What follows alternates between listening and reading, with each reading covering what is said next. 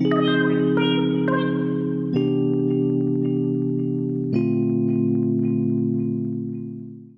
going on, everyone? Welcome to episode number 9 of the Overcaffeinated and Overqualified podcast with myself, Ryan, and David, or ChefDeMarco. Hello, hello.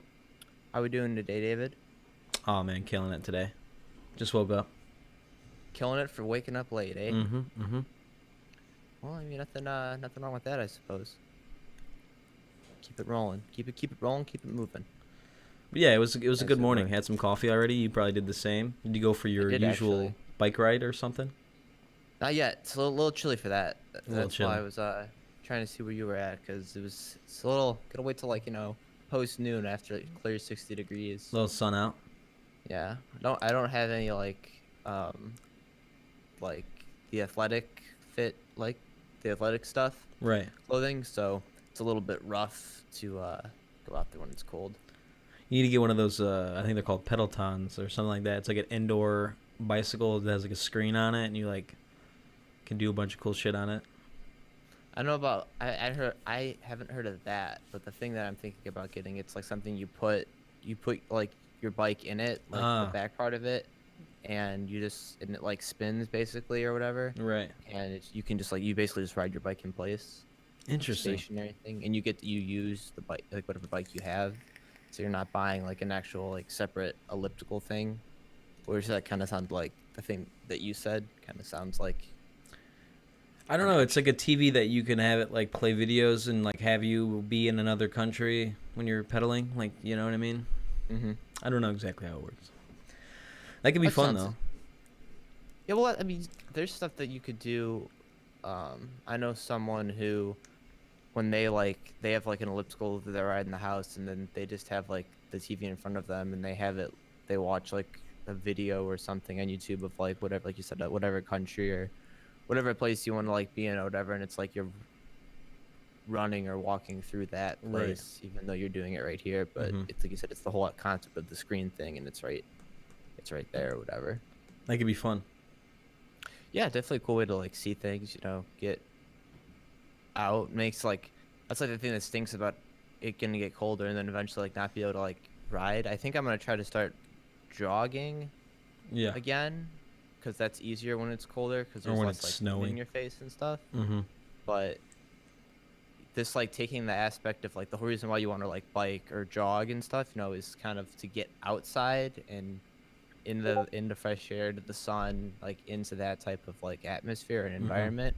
So when you take that away and you're stuck inside doing it, it might take away from some of that like, oh, I want to do this because I can't actually get outside. Right. That's definitely part of the drive for me, is being able to like, it's a good way to get outside. Fresh air and stuff. It's such a beneficial way to definitely go about doing that, I would say. I totally agree. I've definitely enjoyed doing all that this summer, without a doubt. Well, then it'll come around. Probably late March is when it starts to get nicer out, or at least like more heat and less cold. Yeah, you gotta battle the rain though in the spring, which is unfortunate. Right, which is sometimes nice. Yeah. So how's your week gone for you?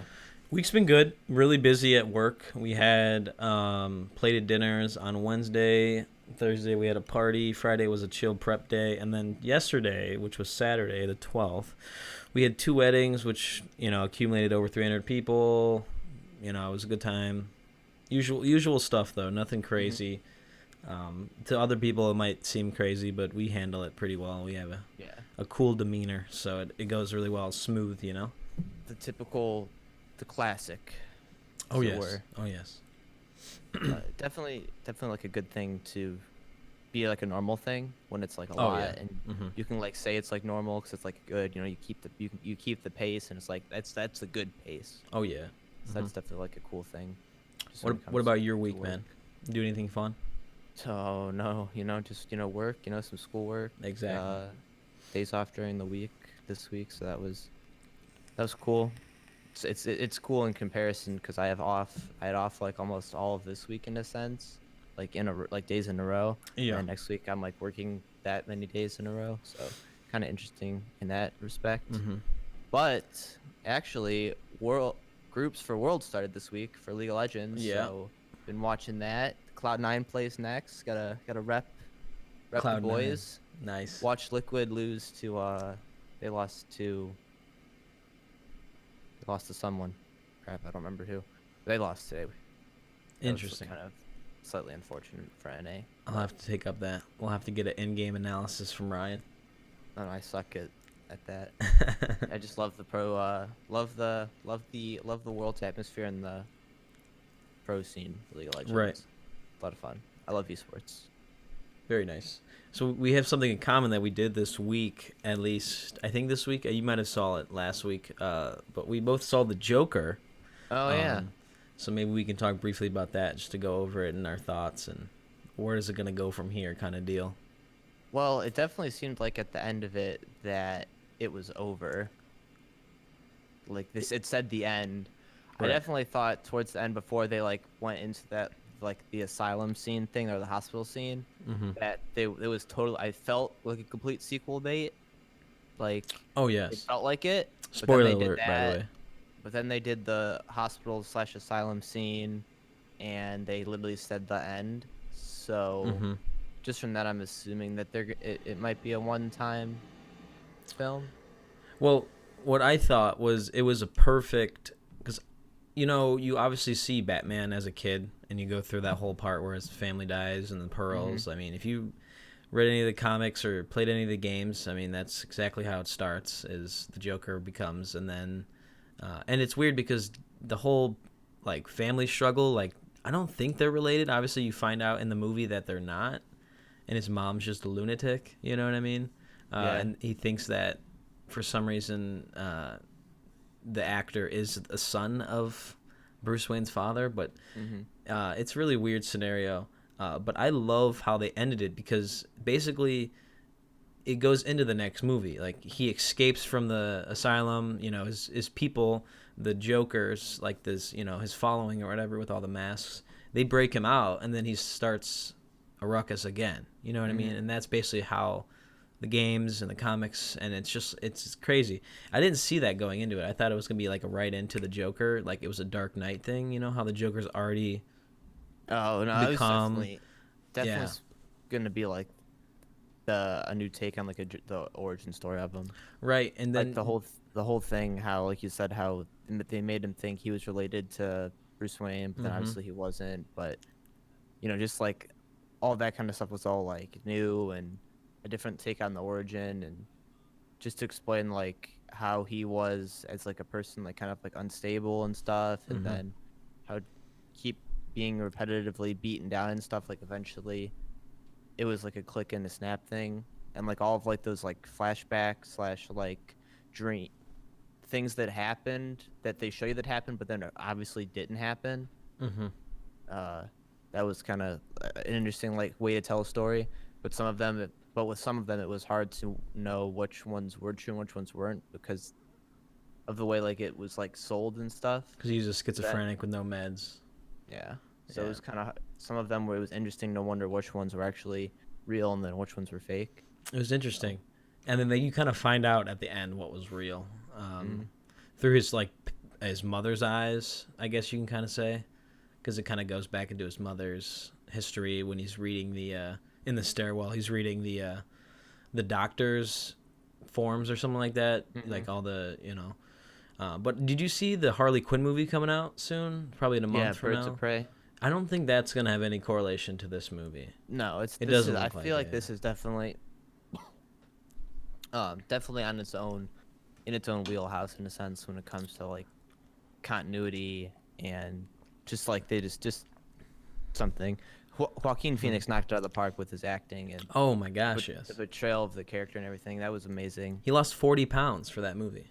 Oh, he did? You could totally tell though. He's Yeah. like nothing but Thin. skin and bones. I mean, it fit like really well on like the where he was at in the story and being poor, and I'd never seen him eat in that movie ever. Like in the movie he doesn't eat, which is the weirdest thing. Yeah, that was the role itself. It was a good movie if you can get through the slowness of it and get into it. Definitely a very interesting movie. I think it had a lot of commentary on the aspects of the gap between like the rich and the poor again, and inciting social revolution. That's kind of what it ended up like at the end. That's basically what happened. Was there was a the social revolution in Gotham. Like that's literally what happened. So I don't. It's hard to tell how much of that commentary was like part of it or whatever, but that's literally what it turned into, the whole like revolution thing. So I was gonna say something. I briefly noticed in the movie that I did not fall asleep. It was one of the first movies I've seen in the last 2 years where I have not fallen asleep during the movie at any moment in time. I was that into it, even though it was kind of slow. I was awake the whole time, which is great. If a movie can do that to me, man, it's a winner.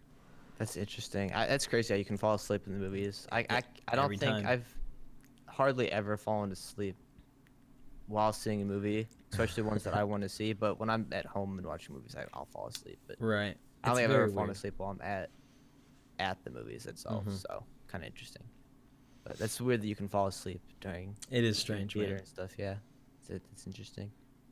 So, going into the what we want to talk about this week, there was a podcast that David. Well, I already heard of the podcast, but an episode that David suggested that I watch, and it is on the On Purpose podcast, an interview where Jay Shetty interviewed Marc Randolph, who is the co-founder of Netflix, or was. He's not the co-founder. He's not the co-founder anymore, but it was the co-founder of Netflix and stuff, and just talking about business, entrepreneurship, and Relationships. relationships and stuff. So definitely a very informative podcast. I've never really heard. I've heard of Jay Shetty before, and I've listened to his stuff before, but I've never heard of Marc Randolph. And it's always interesting. The coolest thing about a lot of podcasts and stuff that people do nowadays, or just like interviews that people do when they get to interview people, whether that's for like, anywhere from like 10, 15 to 45 to an hour long, it's always interesting to see. That's how I hear about like a lot of like the founders and co-founders and the people who like started these companies that we're all so familiar with, and get their take on like like how the business was created, what the actual reality of the situation was, and their actual take on like what it takes to like be an entrepreneur, start a business, and just make it, or do realize like your dream or whatever, and or just make something happen in a sense. So it's really interesting when you get to hear different people's perspectives and stuff like that. And it's always nice when you're turned on to like wanting to learn about someone new when you catch interviews and stuff like that. Right. That's definitely how I've heard and found out a lot of the people that a lot of books that I've read and people that like I listen to now is through other, sources. It's usually you don't find it like straight up. It's through something else, and then you get like turned on to it. Right. Like I would have never known who Marc Randolph was or was Mhm. ever interested into what his life was like when he was starting Netflix if I wasn't going to listen to this podcast. Mhm. And it's weird because when you get a notification for a new episode on Apple Podcasts particularly, it literally Mhm. just pops up like, On Purpose Jay Shetty new episode, and then when you hit play, it's the first one, which is the one I listened to. And that was the first one I've listened to on the On Purpose podcast. And he does a really good job interviewing, I think. He also has a really good job of just like bouncing questions off, like, and then sometimes Marc Randolph will ask him questions. I mean, I think it's like that for all of his podcasts, but like, it's definitely a good like synergy when he has an interviewer that Mhm. knows a lot. Yeah, so I thought it was really interesting when they were talking about. He just talked about Netflix and it's how it started. Now, I remember how Netflix started, which was DVD by mail thing. That's something that my family did try at one point because we were a movie household. But he mentioned and talked about how like hearing a lot of people now, the younger crowds, probably a little bit younger than us ourselves, they don't really know that Netflix started that way. Right. You think of it just as that a streaming service who produces movies and all this other type of video content stuff. Like that's what you think of them as. You don't think, or you don't remember the whole DVD via mail concept that they had and stuff like that. And I also didn't know that they tried to like work with Blockbuster at some point in the Yeah. past, and then Blockbuster kind of like, it's funny to see and hear how Blockbuster kind of put them aside and didn't think that the value that they put on their idea now at the time was worth like the money. And then now you see Netflix as this huge company who has this huge market share when it comes to entertainment and streaming, and Blockbuster doesn't even exist anymore. It's quite funny. In the podcast, he talks about the day that he went to Blockbuster to meet up with the, the head or the CFO, stuff like that. He meets up with Blockbuster, and his partner. I'm not sure his partner's name, but Marc Randoph's partner. He wanted $50 million, and that's a correct number that he said in the podcast. To like buy Netflix out, right? He wanted $50 million to sell all their shares to Blockbuster, so Blockbuster could own Netflix and they could get out of the situation that they were in because they couldn't find a way to make revenue through the mail thing. They were obviously, R&Ding some ideas on how they could make more money, but they wanted $50 million and they said no. And now look at them. Blockbuster is only in one state, and Netflix is streamed billions of times a year. So it's pretty crazy how that turns out. Yeah, it's one of those things where he talks about, when you talk about like starting a business and entrepreneurship, and how the weirdest things, like the weirdest problems, issues, or setbacks can turn into like your biggest strengths and the biggest thing that you can like get something from in the future. Like that letdown turns into like, or that failure can turn into a very big success in the future, because it forces you to look at the problem in a different way and try to come up with new ideas and move forward instead of moving back. And the sooner you can like be confronted with that, like that failure in a sense, the sooner you can realize and notice that, okay, this isn't going to work, or this isn't working. What's the next step in the problem? How are we going to move forward knowing that this isn't going to work? What's the next step for us? And that's all part of like the really cool part of being the whole entrepreneur and starting a business is, being able to find out what the problem is and then try to find ways to solve it. And that's the easiest way. That's how he likes to picture creating a business, and entrepreneurship is solving problems, Anyone can solve problems. And when you think about a lot of the craziest things that have come about in the world, it's because there was a problem with it, and then someone came up with an idea to solve that problem. So he just painted it really simple when it came to anyone being able to like be an entrepreneur, in the sense of everyone in their day-to-day life can see problems and can think of ways to make something better because of something that they run into that's no good. So what happens then when you can solve that problem and escalate it up the levels, and then solve it for everybody, and then scale it? Yeah, scale. There you go. So definitely like the idea of a big part of being an entrepreneur is, solving problems and always being willing to solve a problem, because that's, you're getting joy from solving the problem. That's your drive, or right, the reason why you're doing what you're doing.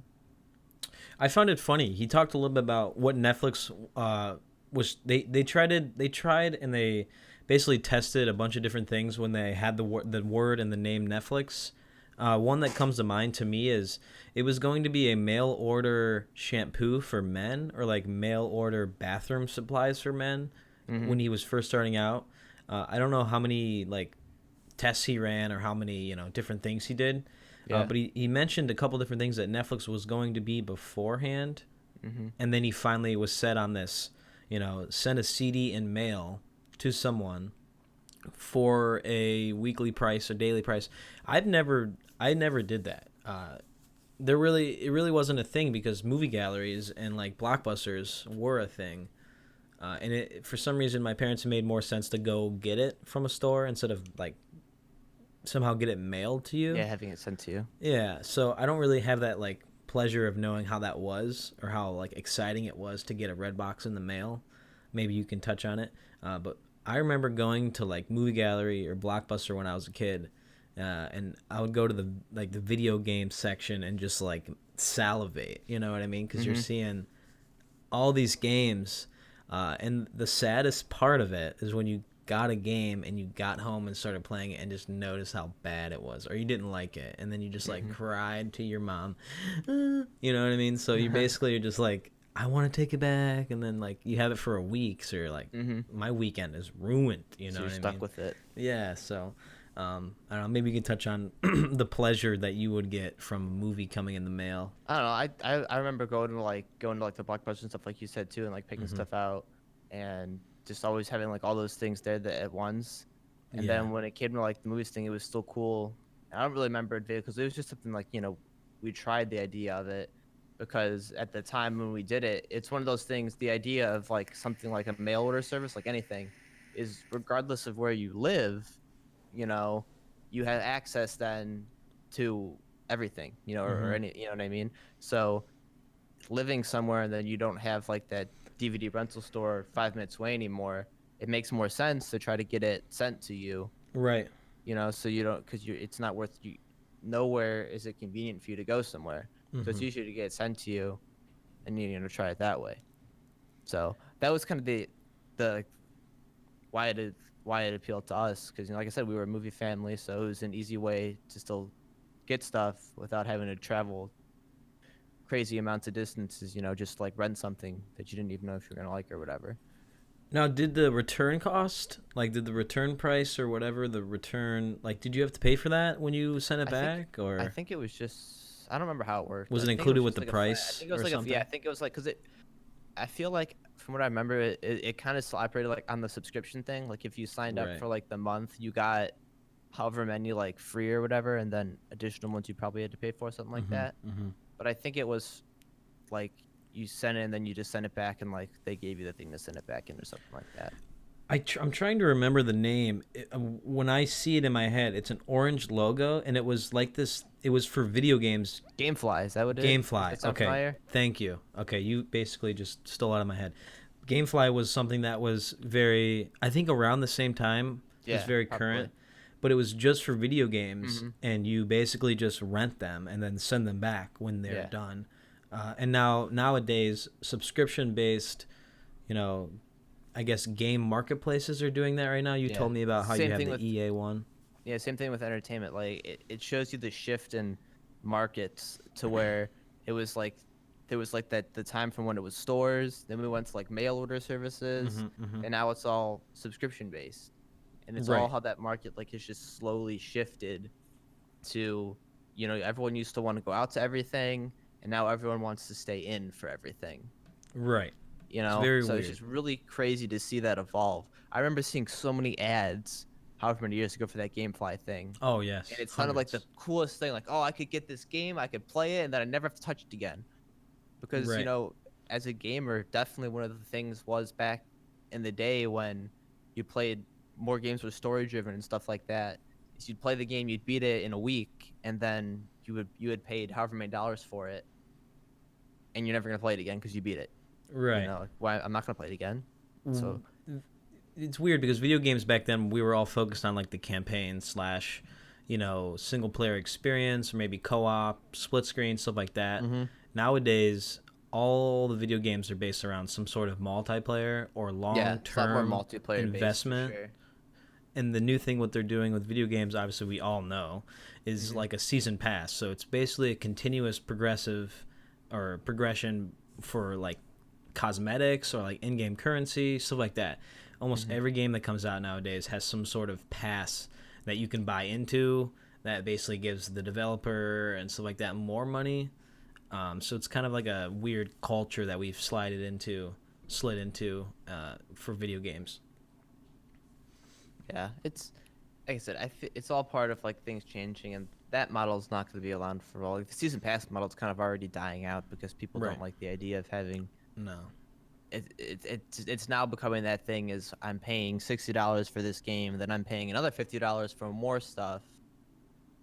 Why am I paying so much for, you know what I mean? And I then think it's FOBO, man. Fear of missing out. Wait, what did I say that right? FOBO. I don't Yeah, know if that's fear of missing out. I don't know if that's FOBO. FOMO. I'm FOMO. sorry. Okay, there we I go. put a B in there. That sounds But better. when someone else has a cosmetics or like some sort of in-game thing that you don't Hmm. have, and this was huge when we were playing video games for like midnight releases. Obviously, I never did any of those because I was so young and school was like the next day, and you couldn't like go to a midnight release of a game. But I know particularly Gears of War 2 or 3 had codes that you got from waiting in Yeah. line at GameStop, and you would see those from other people, and you're like, how did you get it? And they're like, we waited in line for 2 hours to get this game at midnight. And it was so sad because that's not a thing anymore. Like, there's Yeah. no, Oh, it's obviously over. there's midnight releases, but they're not as popular than they were, because you can just get the game beforehand. Hmm. You know what I mean? And if you pre-order it, you usually get a day or two before, Yeah. and it's a weird scenario now. Yeah, without a doubt, like that type of stuff just isn't. It's not around. It's just not a thing anymore. You know, like I said, you move in. Everything is come to us. That's where you get Hmm. everything's downloaded now and streaming Digital and codes. yeah, all that stuff. It's there's the move from everything being away from physical is like the near future. Hmm. For nothing, there won't be any physical things for like entertainment content that you can consume. Right. So very interesting, very interesting. So I also thought this was kind of interesting, and I've thought about this too when it comes to, like this kind of encompasses like anything when you progress towards like your career or what you want to do or something, and Hmm. it's getting into things for like the wrong reasons. You know, a lot of people want to be entrepreneurs so they can, you know, the glorification of it, so they can be known, they can get money, they can be rich, they can be famous, and they think all these things that when they get it, you know, that stuff will make you happy. But I think we can both agree that we know that those things at the end won't make you happy unless you enjoy what you're doing. You know, you've enjoyed the path getting there. You find so much love and passion in doing what you do. Hmm. You know, but if you're just doing what you do for money or for the famous aspect of it and to be known, you know, you're still gonna come home and have that emptiness at the end of the day instead of being Right. fulfilled and happy with things. So that's definitely. And then when you aren't passionate and going about what you want to do, you definitely don't like adapt to setbacks the same way, and you're more, I guess you could say, you're more like one-minded, you know, like this is what I'm going to do, this is the journey, and you're not willing to move off of that to go to look at it from a different direction or try another idea or do something that's not on the path that you Hmm. think is the only path. Now, do you think that's because, I guess this is a more relationship question. Like, let's say you have your business set up, you're an entrepreneur, you're, making a bunch of money, but you don't have family or friends or a relationship that you can count on to come back to bring you back to real life. Is that kind of what you're saying, or are you just saying in general you have to have Just all in your general. ducks in a row kind of deal? Just in general, I think. Right. Yeah, it wasn't that for like when it comes to like the whole like relationship side. This was another thing they talked about was the big thing with whole anything in work life balance and just Hmm. finding the balance between, you know, how much time you're spending at work and in your business, in your startup, anything like that, and then how much time you equate then to your family and your relationships, Right. and how important it is to not be the one to work an insane amount and then not leave any time for your relationships, because then that's when relationships suffer and you lose people.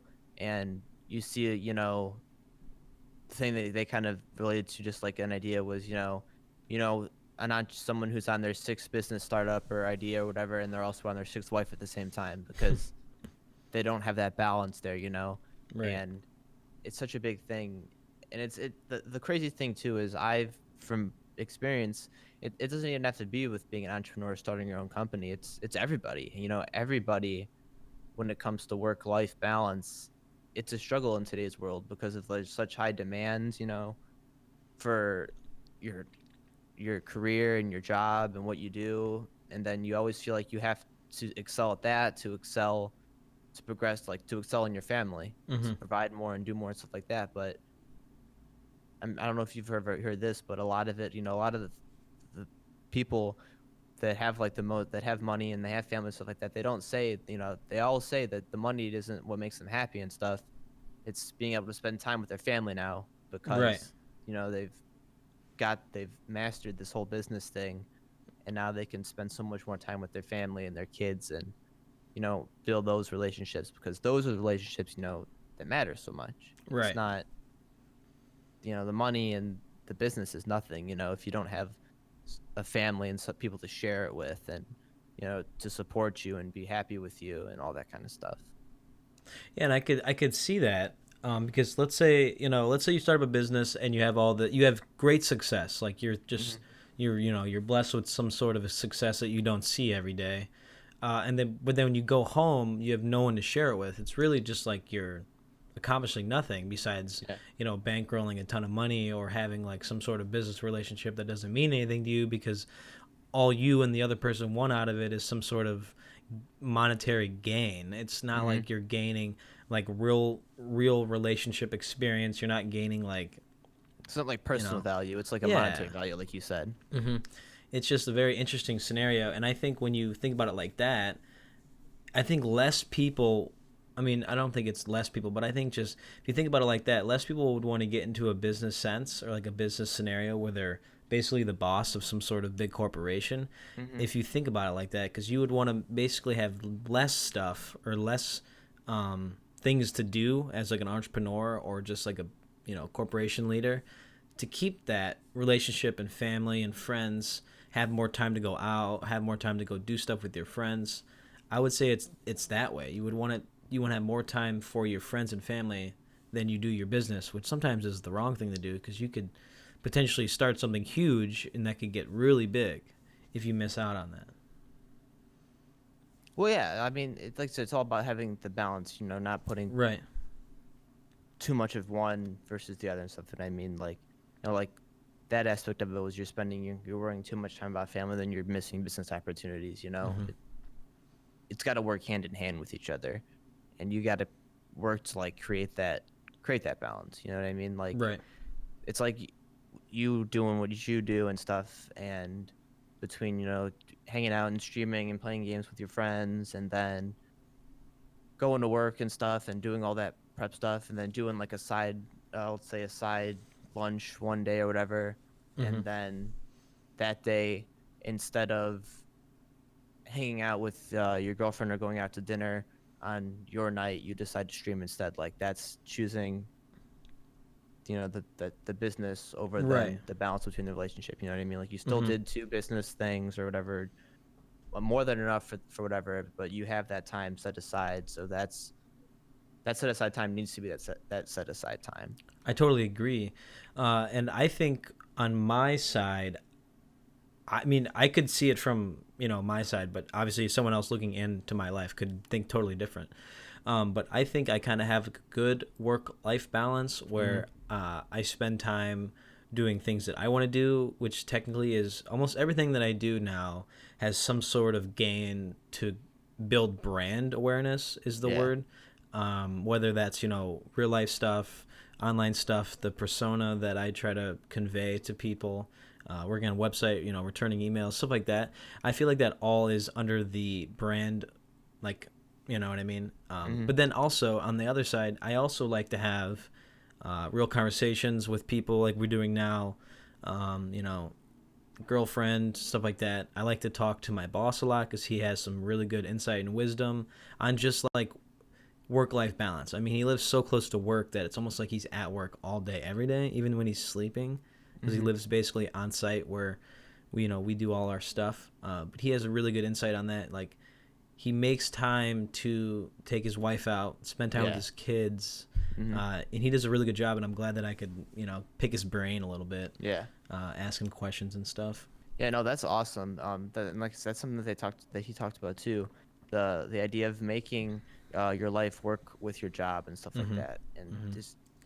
you have to make the time. And like you said, when you set aside like every Tuesday at 5 o'clock, I'm home. We're gonna do this. We're gonna do Right. something, and then you do that. And then eventually you find that there's more time to do other things.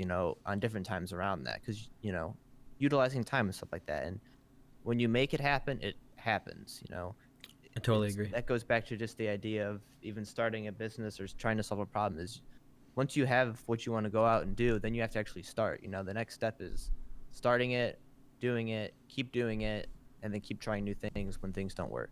Right. And eventually, you will succeed and make the steps towards where you want to go. Mm-hmm.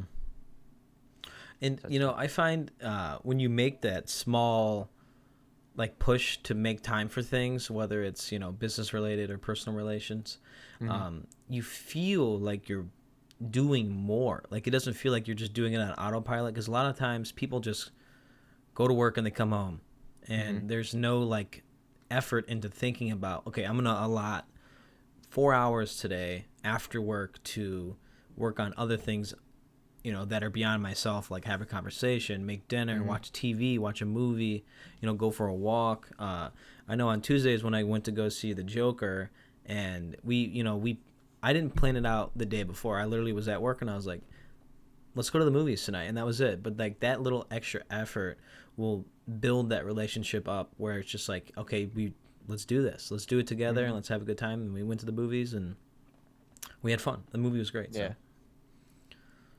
So you gain more that way when you kind of like plan it out a little bit. I feel like when you plan stuff, you get more, like, especially when you do like a to-do list or like a weekly goal or monthly goal. When you check that off, man, you feel more rewarded in a way. Yeah, you always feel good when you get done things that you set out to do, or if you allotted the time to do something and then you use that time to get it done. You just feel so much better about the end of it, which is always awesome. So, how do you feel about this? The idea that risk taking is starting down a path where you can't see around the corner, and then starting something even when you're not sure how you're going to get there. So that's a lot of like entrepreneur stuff, or just like, steps in life in general. Talked about that before, the whole risk thing, and not having risk and stuff like that in life, and how those are part of our human needs and stuff like that. So do you think, I don't know, like when it comes to like business, like how do you feel about that? Like, I think this won't work. Yeah, that will never work. That will never work. Okay, even better. I like how he put never. He basically wrote his life story about, Netflix, stuff like that. But it's a weird book name in a way, because when you see that like on a shelf, you're kind of like, what's this going to be about? But I know I'm going to purchase it and read it, because it sounds like he has a lot of insight on people telling him don't do it, or that will never work. Like he's probably heard that 100 times, you know what I mean? Yeah. Millions of times. And I've also heard that, especially from like people that I've, were close to. They're like, that will never work. And he says in the podcast, that would only make it more rewarding in the end when he actually did it. Like when he finished and sold Netflix to, I don't know who he sold it to, like a couple years ago, like 3 or 4 years ago.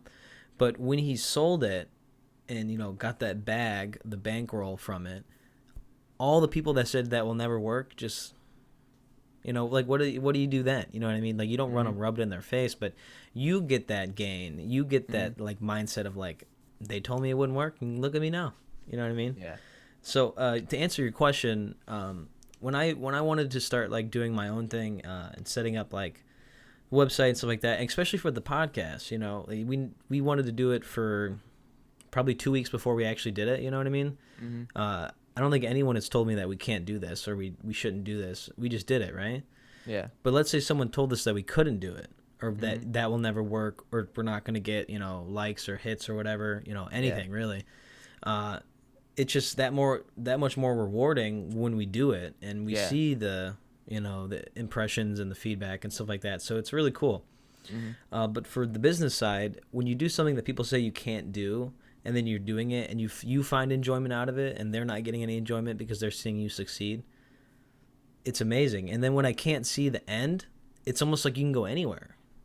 You know what I mean? Yeah. And he also says in the podcast, when there's no baseline for what you're going to do, all there is up. Yeah. You just can't continuously go up. No,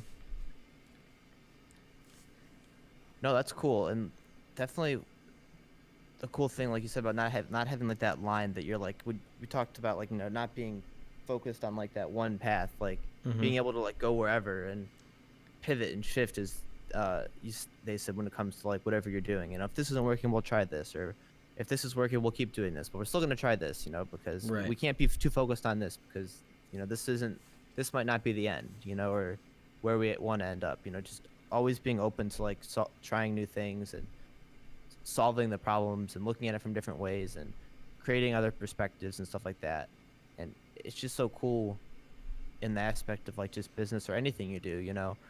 One thing that, especially like in this, when they talk, because they talked a lot about relationships and stuff like that, you know, a lot of this stuff is equated to business and like your career and job, but it's Mm-hmm. also just general like good life advice, you know.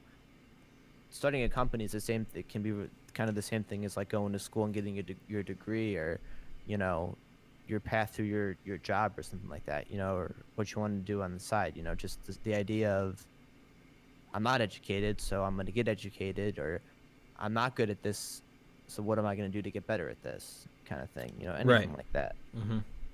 So And I thought it was cool too. He also said, I mean, this is basically like everyone says this, when you don't succeed at something, it's the best learning, hmm like it's the best learning experience that you oh can yeah, get. And he best tool. mentioned that, and it's just like he tried different. I don't know if he did any marketing techniques or tactics, but he went obviously the mail route, right? He tried hmm this DVD slash. I don't know if he was doing games. I don't remember exactly, but he tried it, right? And it worked out. It wasn't what he wanted in the end, rewarding wise. So he changed it. He hmm went to the streaming route. And I mean, look, if he didn't do that, where do you think it would have been after? You know what I mean? yeah, It's like just you like a said, just weird thought. when you don't realize that this isn't like, you know, what else is there besides this, you know what I mean, kind of Right. thing. So, and then this is also that I really thought was awesome, because I relate this so much to where I work now, even before, but it's the, you know, companies and stuff nowadays, and everyone puts a lot of emphasis on culture and the priorities of a company. Mm-hmm. So companies, you know, preach their culture and like what the work atmosphere is like, and those priorities, and you know what they say is important, you know, and a lot of companies push all these good things, but then in reality, what are they actually doing? What are they doing as a company? And then what are they allowing you to do, in a sense, with like, you know, like the time that you're with like what you're able to do, Right. I guess. So like, and this is also really cool, and I agree with this 100%. Culture is not what you say, it's what you do. And it's amazing when you look at companies in that, and I always think of it at the back of their mind, especially with my job, because my company preaches their culture so much, but sometimes with the way that they execute things and they go about things, they're not doing what they're talking about. And I Right. think a lot of people relate that to a lot of the things. And, you know, it can bother you sometimes, you know, and it's all about that trust relationship that you build with like your employer and in your, with your coworkers and stuff like that. Right. So it's just something that's interesting to see when when anyone preaches something so much, but then what they actually come to doing something, it's not what they were preaching the whole time. You know, they went a different route, or they went around from what they've been preaching the whole time, and it just gets you thinking, and it makes you think a little bit differently then about them, because they're not doing what they're preaching, in a sense. Right. And I agree with that in a sense. There's a saying where it's like, you could say something to someone or you could do something for someone. They're not going to remember that. They're going to remember how you made them feel. Mm-hmm. So regardless of what they're doing wrong or what they think or what you think they should be doing to like benefit the company or like just relationships between their employees, Yeah. I think it's really what they make you feel like, whether Yeah. it's How they make you feel. distaste with whatever they're doing or if they Mm-hmm. make you feel really good. You're going to remember that more than what they're doing or what they're saying in the Mm-hmm. long term Yeah. anyway. So that's really interesting. No, Now, no. do you find go ahead. I definitely agree with that too. Like, you know, it's how it's how they make you feel when something happens. You know what I mean? Right. And that's really key. And like, you know, those kind of things, like, they stay with you, and some people can harbor resentment towards, like, you know, companies or things like that because of Mm-hmm. how they handled things and stuff like that. And that's one of the things that I think is really interesting, when people are always, you know, seem so upset with or mad with the situation, or like how they were dealt with in a situation, Right. but instead then of either confronting the issue and doing something about it, or leaving because they're not happy about it, they just kind of stick with it and don't do anything, and they still harbor that resentment, and they're still angry and stuff, and it's just like there's no productivity there. You know what I Mm-hmm. mean? You know, you're not moving forward at all. You're taking steps backward or staying in the same place instead of trying to solve the problem, I agree.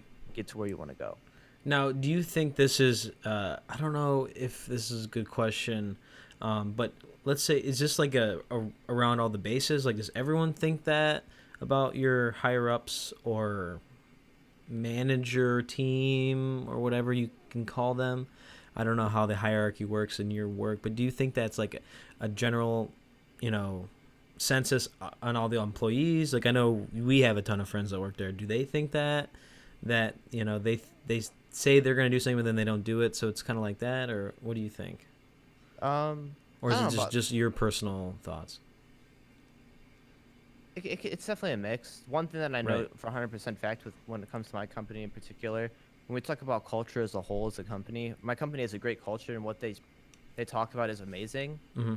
But when it comes to the different plants and facilities that are there, that culture is different in different ways.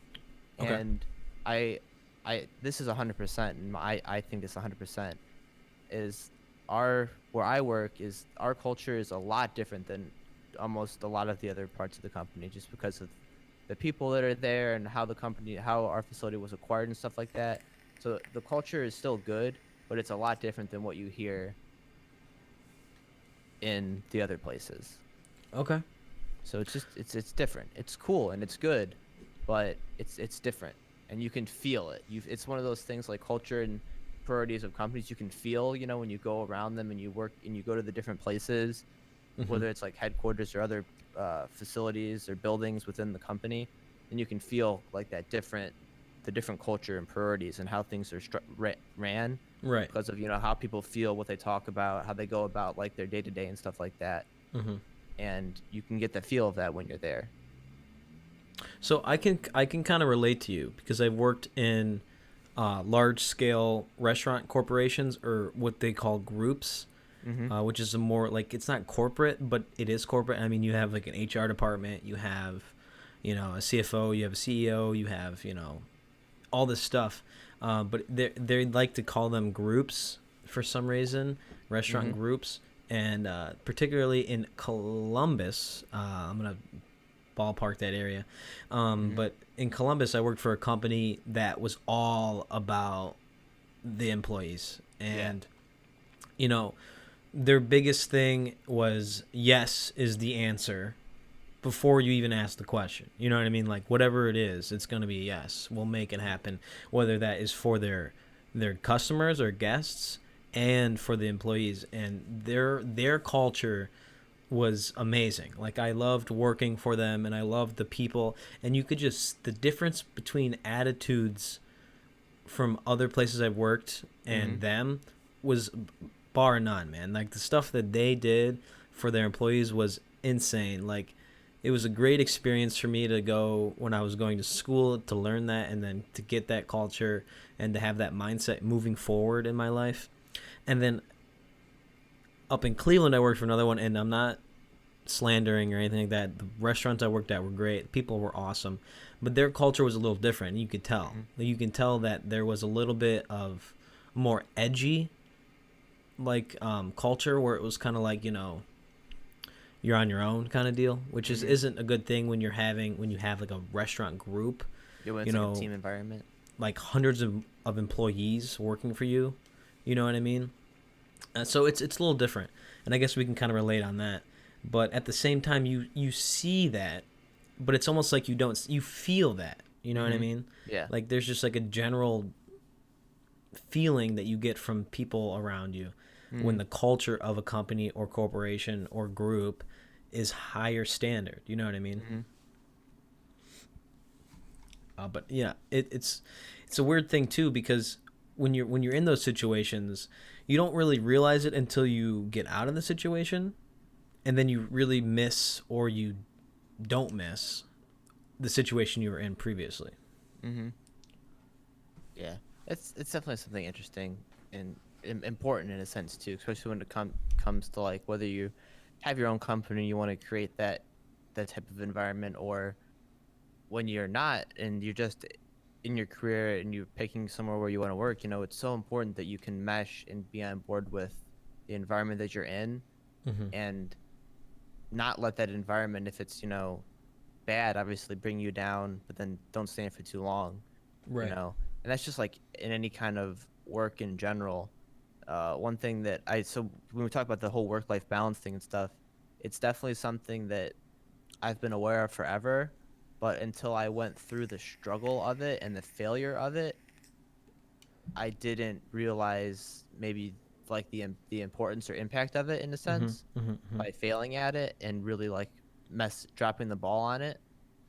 Because so like one thing that I've learned and just in general when it comes to working is being able to turn off work when you're not at work, especially like the negative things with it in a sense instead of. Right.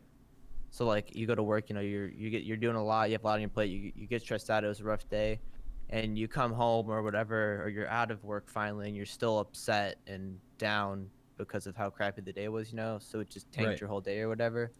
So a lot of that, I guess, comes with being able to create a job and a career or a business that, you don't find the stress that you find is not negative, it's positive, because you enjoy, Right. what you're doing, or it's just not stressful in general. So you don't harbor those kind of negative emotions after the fact, it's And hold on to them. yeah, and then that won't then not allowing those negative things then to affect the other parts of your life and stuff like that. Mm-hmm. It's And I agree with you on that.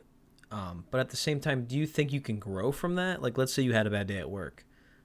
Could you grow from that? Whether it's like, self reflection or, what could I do better tomorrow? What could I talk to my boss about to try to get a better, oh you know what I yeah, mean? yeah, without a doubt. I mean, you can definitely grow.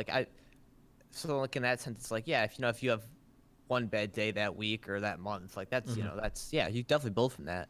But if it seems like every day you're feeling this way, or 4 out of the 5 days out of the week, you know what I mean, you have that bad feeling, Right. then you're like, something's wrong, or then you guys start looking at things from the bigger picture. Okay. There's I think at that point it's not really a learning tool, you know. I get it. Now, do you think that would help if you did something that was what you're passionate about or just something that you enjoy doing on a daily basis? Because work is pretty much every day. I mean, there's off days, but then sometimes you kind of think about work on your off days. I mean, Mm-hmm. that's guaranteed almost. Mm-hmm. Do you find that if you do something that you're passionate about or that you love, do you think that would benefit or? Oh yeah, I mean, without a doubt, it definitely is better.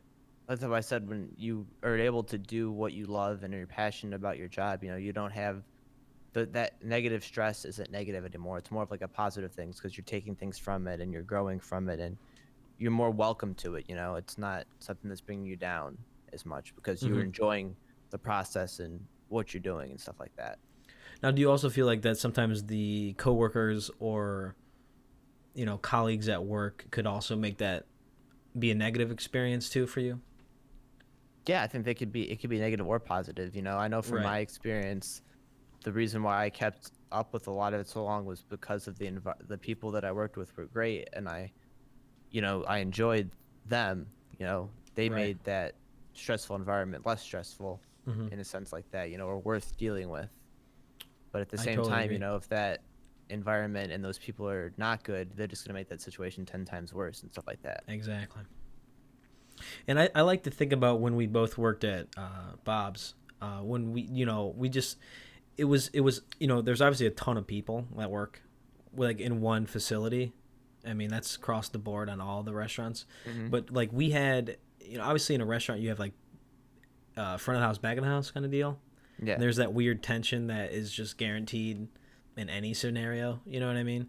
Hmm. But when you have like when you have your friends that work with you, it's like 10 times better. Like you go to Yeah. work and you enjoy it. We have Yeah. conversations and we're doing this while working too. Like, you know what I mean? Hmm. We're not just like bullshitting outside. Like we're working while we're having these conversations and like these, so it's a good time. And Hmm. I always like to think about it because you never want to forget where you started or where you came from. Yeah. And every time I walk into that restaurant and see that picture of all of us on the wall, it's just like, you're like, that will always be there. You know what I mean? Hmm. Like that picture will never leave that wall, Hmm. unless they move it, of course. But It's just interesting. And the thing about that is, when we were teenagers, I was very young, and I know Yeah. we all were. But some of those friends that we've had from then are still our friends now. Yeah. Obviously, like, we don't talk to all of them on like a daily basis, or but you see them on Facebook, and you're just like, that's really cool that you had that experience with them Yeah. for that They're time still being. there. Exactly. No, that's definitely really cool, and it's so cool when you said like, obviously I don't know if we mentioned this before, but like you spend over half of your life, over half your time in your life, working. So it's so important that you cultivate those kind of relationships, and you can get more out of them than just that business relationship. You know what I mean? Mm-hmm. And that's like something that he kind of talked about again when it came to like how everyone thinks they want to be a CEO and be in charge of a company and stuff. Mm-hmm. But then when you get there, you realize how lonely it is because with all the stuff that you deal with on a day-to-day basis, you can't just go around sharing that with other people, because of just the level of business and stuff and the level that you're on, Mm-hmm. so it's a lot different than what you thought it was. So when you can create and cultivate those relationships with coworkers and become friends and then family with them, like it just helps build the relationship, and you get so much more out of work than just work. And that's what's amazing. That's what can be amazing about work, is when you can get more out of it than just that. And then you can start to look at it for more than just I'm going to work, Mm-hmm. and it can help change your perspective of what you're doing and keep you enjoying what you do, and help create more passion because maybe you're able to provide more for the people you work with and stuff like that, or something like that. I find it enjoyable too. You get a lot of more enjoyment out of it Yeah. when you just like have just like. And sometimes, I mean, for me, sometimes work was where I had the most pleasure. Whether it was like, you're having, let's say you have a bad day at home, like you didn't get stuff done you wanted to do, and you get to go work, and then you get to feel better. I Mm-hmm. find that to be sometimes the case when you want to go to work, you want to get out of the scenario you're at Mm-hmm. home. Whether it's like, you know, I've always found that when I was living at home, that was the Yeah. situation. Like, you wanted to go to work to get away from like your family, which is Mm-hmm. a weird scenario because you should love your family and you should love to spend time with them, but when you're around them so much, like, you wanted to like leave and go to Yeah. work. You know what I Get a mean? break from it in a sense. Yeah. So Change the environment. exactly, and then you get Mm-hmm. to see your friends, and then you get to. I mean, work for me has never really been. I mean, I've worked at some places where I didn't like to go to work. I didn't enjoy being there, Mm-hmm. and obviously I've moved out of that situation. And Yeah, hopefully, if you didn't you stay, which is the important thing. exactly, and hopefully, if you're in a situation where you dread going to work, Mm-hmm. find the energy and the power to get out of that situation, because you're Yeah. really only wasting your time and your Mm-hmm. energy working for someone that you don't really care about, and then you're really not getting rewarded in the long run. You know what I mean? So Yeah. No, that's 100%.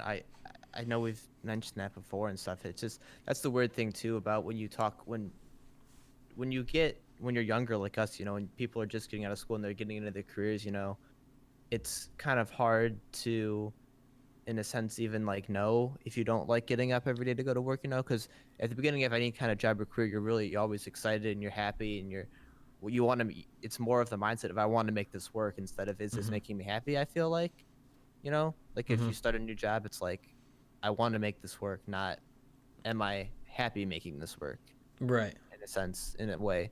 So like, it's definitely one of those things that's really cool. And you mentioned this when you are in a job for a while, just reevaluating your life and making sure that you're on the mission towards your ultimate goal or whatever.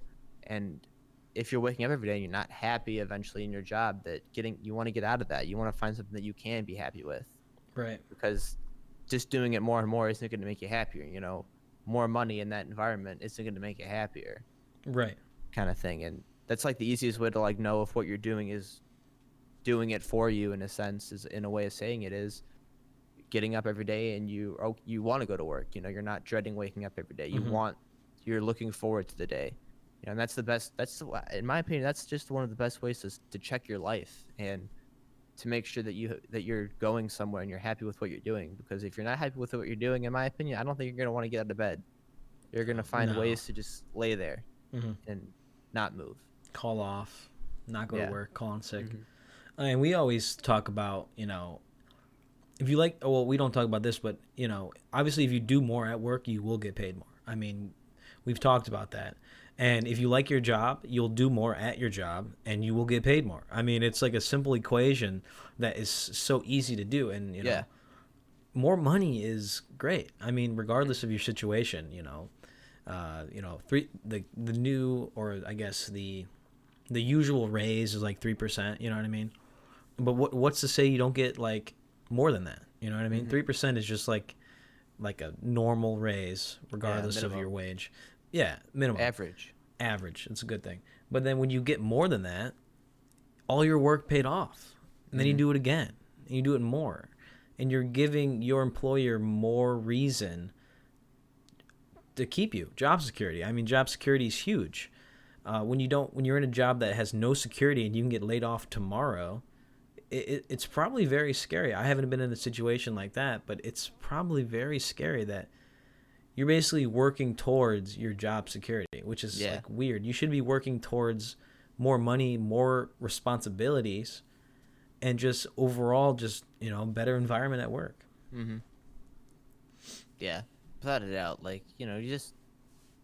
It's all, like I said, I think it all kind of comes back down to finding something that you're passionate about and that you enjoy doing, and just being able to stick with that and provide more value and progress towards that, and if you're doing that, you're good, and if you're happy and you're moving forward, then you're good. If things are in balance and your relationships are thriving, then your business is going to thrive. If your business is thriving, your relationship should be thriving. Just kind of checking all these things and making sure they're all in line is it's really big and really important. And the sooner that you can start to look at that and keep those things in check, the better everything will be in the long run, and the happier you will be able to be in the long run and through time. I totally agree. I see here you said pick one thing and focus everything on that. Was that generalized towards everything, or was that specifically on something in general? That was just when they're talking about solving problems and right. So so here's the problem we're gonna solve. So at that time you're gonna focus on that one thing. You're gonna focus everything on trying to solve that one thing. And then if it works, it works. And if it doesn't, okay, let's focus on something else. But in anything that you do, being able to focus everything on that one thing, so you can put your all into it and all your resources and make sure that you're looking at that one thing from every angle to see if you can get it. And then if not, well, then you shift to something else. Then you try it a different way, or you look at it, or you go on to something else. But making sure that when you're working on that thing, that you're actually working on that thing. Totally. Not focusing on other things, but focusing on the thing, so that you can see if that thing, could work. And then if it doesn't, then you move, then you shift. And then get rid of all the bullshit that doesn't matter or doesn't is not going to help you. Yeah.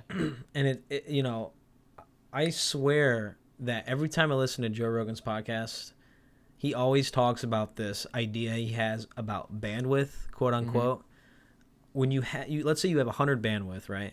And you have 50% of it going to work and like 20% going to bullshit, and then you have 30% to just do your hobbies, your sleep, stuff like that. He always talks about this bandwidth thing because he loves to do leisure stuff like hobbies, pleasure, stuff like that, stuff that he enjoys. But he obviously has so much to do with work, whether it's stand up, podcasts, just general social media stuff. Like regardless of his situation, he always talks about get rid of the bullshit to keep your bandwidth to stuff that you want to accomplish, or that things that you want to do. Don't do all the other stuff that's not going to get you somewhere where you want to be. You know what I mean? And I love how he says that. And he every podcast, he either talks about Tesla or he talks about this bandwidth thing. And it's so funny. It's just like a reoccurring thing. And every time he says it, it just gets more ingrained into my head that get rid of all that stuff that doesn't matter to you. Get rid of it. Like, don't do whatever it is that you're not getting it from. Yeah, no, I love that. That puts it on that tees it up so well for just everything, because one thing that I've I think of that like in terms of like when you dabble in something, you get into it for a while, you think you like it, you enjoy it, then you realize that you basically wasted however much time doing that because you didn't really like it. It's not something that you even remotely care about. Right. So it's just like when you do things, on that day-to-day basis, like, do I actually want to do this? Am I getting enjoyment from it? Is it adding value to, what I'm trying to do overall here? And if you're doing all those things, then, you're not bullshitting yourself. You're Right. using, you're allocating your bandwidth, to maximum capacity, and you're using your time to your maximum capacity. Time, when you talk about this too, like time is our most valuable resource and stuff, and you can't buy back more time at the end of the day. So it's so important that you can like utilize your time to the maximum and get the most value from every second that you can when it comes to what you're doing and what you want to do. And I definitely feel like that's why it's so important to just know what you want to do and where you want to end up with things, because if you don't, you're going to waste so much time doing things that don't have any value Right. to the big picture, in a sense. And it's strange because so many people nowadays, they just don't do what they want to do, and it's such a obvious thing. Do what you want, enjoy it, Yeah. find some sort of pleasure in it, and then when you're not doing that thing, find more stuff you enjoy. Yeah. Like, don't do stuff that doesn't bring you joy. Like, it's just such an obvious system that some people just don't get. Like, they rather fill their time with nonsense. Like, I struggle to stay on my phone. Like, I don't like being on my phone, and some people just spend all day on their phone. There's so many more things. I get if like you're trying to make a call or text someone, like just scrolling or just going through all your apps, looking at stories, going on Instagram. Like to me, unless you're like some sort of influencer that's getting paid off these apps, there's no reason why you should spend longer than 20 minutes on an app. You know what I mean? Yeah. Just get off your phone, go outside, do something that's going to If you're find, not getting any value from it, if there's no value added to what you're looking at and stuff, then you are wasting your time with it. You know what I mean? Like you said. But, if you're using it to actually get value from things, if like that's this kind of stuff that you like follow or like listen to, like that's awesome. Right. But it's all about what you're using it for and then like the value you're able to get from it. I totally agree. You can definitely get in the habit though of using things like for too long, or the one thing that they talked about too, and I'm sure you've heard about this, is just today's generation, being addicted to technology and cell phones. And one thing that I think that I relate to this a lot when it comes to like the business side of like things, because this kind of, I guess, is where I kind of first like heard the thing, was the person who talked about it was when you always uses the example of when you go into like meetings at work and you're sitting around the table, you're waiting for the meeting to start. Everyone pulls out their phone and they're all messing around on their phone. I hate that. Even though you're in a room with 10 people and there's no conversation going on whatsoever. And that's just like such a big thing that I've learned to apply, like not only to like work and like business, but then, that like your personal life and relationships and stuff like that is, when you're in a room with people and stuff, you want to break that habit of being on your phone. You want to be able to have conversations and build relationships, and I totally agree. try to do that. You're pulling on looking at your phone is such a good scapegoat for avoiding the conversation. Just social interaction, really. And my mom, anytime we sat at the dinner table, bro, she would literally just, you get on your phone, you're not eating. Like, that's how it was at my mom's. And we just learned to talk. I mean, we had the TV on because, I find it really weird to have a TV in the kitchen. I still find that weird to this day. Obviously, if your living room's attached, it's kind of like your TV's in the kitchen. Right. But my thing is, there's so much to talk about. Like, whether it's, politics, just things about your day. Like, you had all this time in your day and you did all this stuff, whether it was like school or work, that you can bring up and talk about. And then from then on, conversation just starts to get like, especially with us, we just talk about whatever. and then it just like we just keep going in the different directions. You know what I mean? So it's just like a weird scenario. And especially when I'm at work and we have like a break for lunch, everyone is on their phone. And it's like when everyone's on their phone, you feel weird if you're not on your phone. Mm-hmm. You know what I mean? So just like, can we have like a conversation? So we started doing this thing on Tuesdays where we have meetings. We have like a business meeting every Tuesday. And it's basically just like about sales and like different things we can work on for the previous week and the week coming up. And I find that enjoyable because no one's on their phone. And it's strictly just conversation about different things. And, you know, I make some bullet points to bring up during the meeting, and, you know, the GM and the AGMs and all the coordinators, whatever. It's only 5 of us. I make it seem like there's a bunch of people, but we all have this conversation, and it's nice. You know, it's really nice. No, that's good. That's so big. Relationships and conversation and stuff like that. Like it's such a big thing, and just important to, you know, always try to cultivate those things regardless of the environment you're in. And the emphasis on human interaction versus, you know, the other types of interaction. It's so important. It's such a big important life skill when it comes to doing and creating anything, in a sense. So definitely like really cool and really big. So the only thing that I wanted to bring up was this thought of something like when it comes to like solving problems and just, you know, anything in life basically.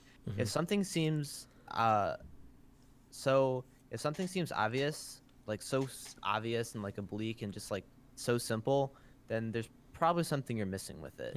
Like, you know, because nothing can ever really be that simple in a sense, you know? Right. Like when you're solving like that problem, you know, if the solution seems this simple, then it seems like there might be some kind of hiccup with it or something like that. And it's just kind of a cool thing to think about and to be able to like check back on yourself to make sure you're not like taking the easy way out of things, or not looking in depth into something, you know? Like if something seems so simple, maybe we should look into this and make sure it's this simple, you know? Right. And if you don't look at, and then you look into it and you found something was awry there, was amiss, and you saved yourself a whole bunch of trouble or heartache, or weren't able to repeat a problem because you found out that this happened before when someone thought this was simple, and we're not going to make that same mistake again, kind of thing. So do you find that when you said that, I kind of thought about what are you going to find that's obvious? Like if it's obvious to you, how do you know that there's an issue? Like could you briefly explain that a little bit more for people that don't understand? Oh, I'm trying to think of a good example. Yeah, like a good problem kind of thing. Because let's say you see something that's very obvious. How are you going to know that there's something missing? Obviously, like you said it, you know, if it's obvious, there's probably something missing. Now, do you say missing in a way that you could benefit from it, or something that's missing that could, I mean, it's something a weird, that's missing, it's a I weird think, with thing. like the understanding of okay, what you're looking at. Okay. You know, like something's missing from like the whole picture, you know, you're not understanding it completely. There's always more to learn. And Yeah, there's always more. There's always more than what you just see on the surface of like a problem or something. Right. You know what I mean? I guess. Okay. I guess that makes sense. It's kind of like more how I'm thinking about it. Word. And we talked about how if you make a mistake, you can learn from it, benefit from it, and then obviously hopefully don't repeat it. Obviously, if you do repeat it, you know, really think about what you could do better and change it, because you're not going to be in a better scenario when you keep repeating consequential stuff. So yeah, without a doubt. I think obviously the big takeaway from this all is just like that the whole balanced idea, you know, of keeping things in balance with, you know, your business and your career, and then your personal life and your relationships and stuff like that. And, you know, as long as, you know, if one thing's in check, the other thing should be in check as well. And if they start to teeter-totter, you know, you want to make sure that you keep them, you work to unteeter that, keep them balanced and keep it level, so one thing's not overweighing the other. And if you can work to create that work-life balance when you're younger and stuff, and work and commit to it, you know, you're gonna find so much joy and ease and happiness throughout the journey. And I think that was something that's so also amazing from hearing from someone like Marc Randoplh, who is obviously a longtime entrepreneur and when he was the co-founder of Netflix and everything, that was over 15 years ago now. And to just see that throughout all of his ventures that he's been happily married and has a wonderful family and all that stuff. And it's so amazing when you see the people that do those things and have that, because it just shows you that the importance of relationships and balance is there. And you see how much joy these people have that have accepted that and cultivate it. And it just gives you so much to aspire to work towards and to put into your own life. Mm-hmm. And I learned a lot from that podcast, and I learned a lot today from, re-talking about it again, because I didn't know who Marc Randoplh was, or what he was about, or what he did. Mm-hmm. And when you learn from something that you research or you do, you work towards, like we do every day, it's really, you get more out of it, I think. Mm-hmm. But it was a great podcast to listen to. Jay Shetty, On Purpose, Marc Randoplh. I think there's a couple episodes out after or now. But it's if you go into his podcast, you'll see Marc Randolph's name, and you can listen to the full podcast. We just did like a brief overview per se. Our takes on it. Yeah, exactly. Yeah. So, David, where can everyone find us at? I actually have the Overcaffeinated Overqualified thing here now, so I can read off it. So you can find the podcast, the audio version, on Spotify, Apple Podcasts, Stitcher, Player FM, RSS feed, Google Podcasts, YouTube, Facebook, and SoundCloud at Overcaffeinated and Overqualified. You can find us on YouTube at Overcaffeinated and Overqualified, Facebook, Overcaffeinated and Overqualified, Twitter, Overqualified, Instagram, Overcaffeinated, Overqualified, and obviously all of our socials are on screen. Ryan's are on screen, and I think we should get to the outro with our favorite band. Yeah, so just only in conclusion, thanks everyone for watching. Thank you again to Rhythm and Flow for letting us use some of their music to make the intro and outro. And we will talk to everyone in the next one. Have a fantastic day. Just to touch on briefly, Rhythm and Flow is Vinny K and Charlie Tripp. They're a friend of ours, and they're a friend of everyone else.